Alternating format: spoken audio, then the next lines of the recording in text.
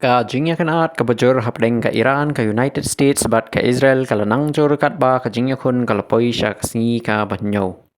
Hakawai kaliang ka Iran kala siat misal sya ka refinery umpnyang jong ka Babco Energies ka badon hasitra ha kari Bahrain.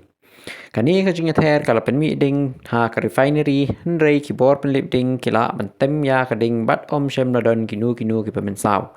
La ongru ba ka refinery kadang beteng bantrai kam kum bajulong. Kiriu bishar niya ki ong ba kajing ther sha ki refinery umpnyang ha kathan golf kala ban kata ya kajing sam umpnyang ha ka perthai barok kawai kintup ya ka supply crude oil but ka liquefied natural gas ka bala ban kata ru ya ka yok ka kot ka perthai.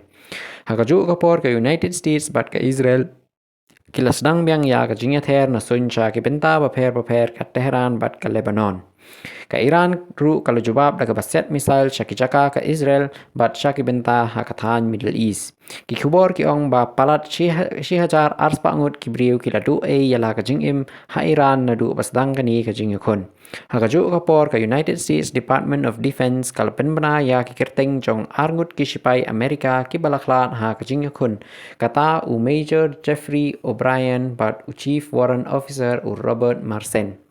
Kani kajing kulmar kadangjur ha kathan Middle East bat bun kinong song na United States kilas dang mi no na katay kathan da kiling sun balapan bet kerpang panwan pai shala kari.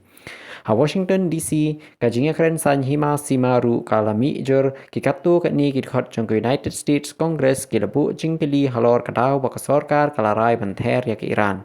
Henry kikhot jong Republican Party ha ka Senate kila kentat ya kajing terwa ban penrit ya kabor jong President ban penlong tma. Kinong ngor ki ong balada kani kajing kun kadang beteng kala banang penjeliw ya kajing kan at ha kathan Middle East bat kata ya kajing long jingman ha ka perthai hi barok kawai.